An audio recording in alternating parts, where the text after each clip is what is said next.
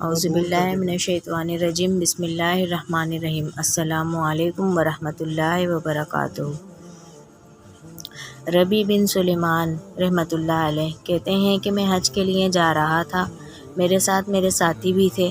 جب ہم کوفہ پہنچے تو وہاں ضروریات سفر خریدنے کے لیے بازاروں میں گھوم رہا تھا کہ دیکھا ایک ویران سی جگہ میں ایک خچر مرا ہوا ہے اور ایک عورت جس کے کپڑے بہت پرانے اور بوسیدہ سے تھے، چاقو لیے ہوئے اس کے گوشت کے ٹکڑے کاٹ کاٹ کر ایک زنبیل میں رکھ رہی تھی۔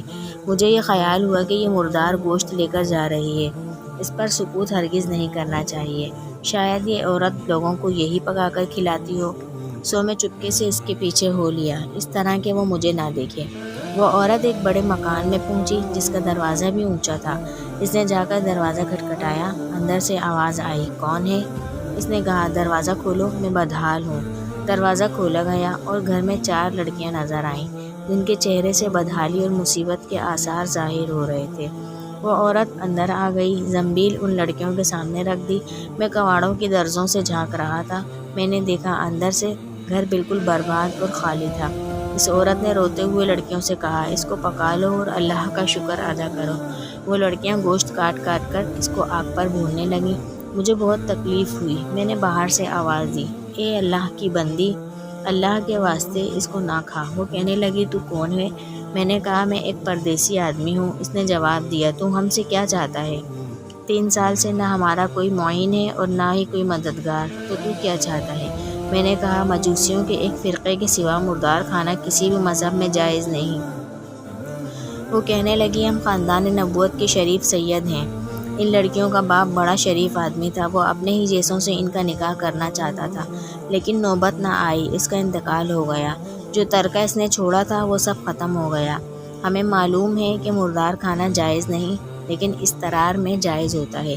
ہمارا 4 دن کا فاقہ ہے۔ ربیع کہتے ہیں کہ ان کے حالات سن کر میں بے چین ہو گیا اور اپنے ساتھیوں سے آ کر کہا، میرا تو حج کا ارادہ نہیں رہا۔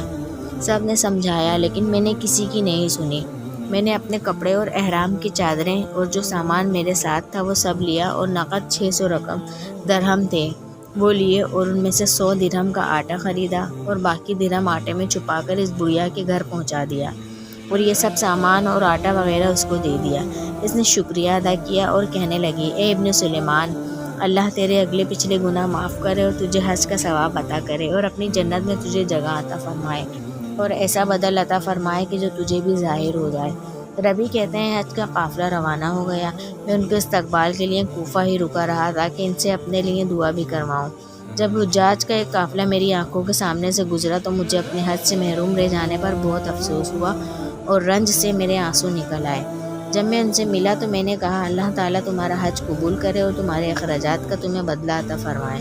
ان میں سے ایک نے کہا کہ یہ کیسی دعا ہے؟ میں نے کہا، اس شخص کی دعا جو دروازوں تک کی حاضری سے محروم ہو۔ وہ کہنے لگے، بڑے تعجب کی بات ہے، اب تو اس سے بھی انکار کرتا ہے کہ تو ہمارے ساتھ عرفات کے میدان میں نہ تھا، تو نے ہمارے ساتھ رمی جمعرات نہیں کی، تو نے ہمارے ساتھ طواف نہیں کیے۔ میں اپنے دل میں سوچنے لگا، یہ اللہ کا لطف ہے۔ اتنے میں میرے شہر کے حاجیوں کا قافلہ آ گیا۔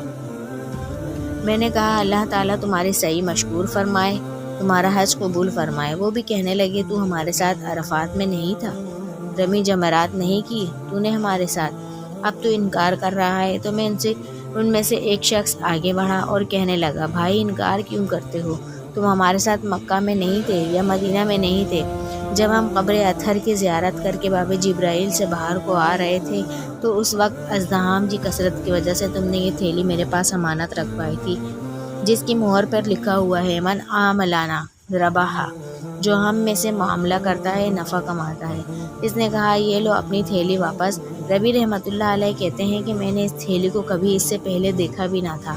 اس کو لے کر میں گھر واپس آیا، عشاء کی نماز پڑھی، اپنا وظیفہ پورا کیا اور اسی سوچ میں جاگتا رہا کہ آخر یہ قصہ کیا ہے۔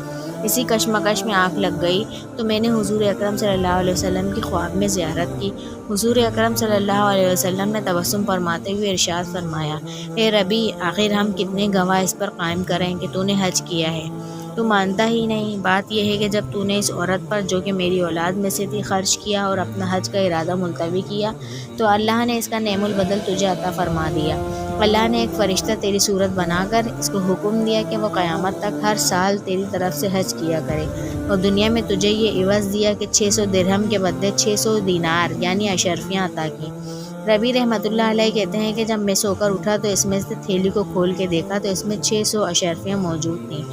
تو ویورز، یہ ہے سچے دل سے نیکی کرنے کا صلہ۔ اللہ تعالیٰ کبھی کسی کی نیکی کو رائیگاں نہیں کرتا، اس کا صلہ ضرور عطا فرماتا ہے۔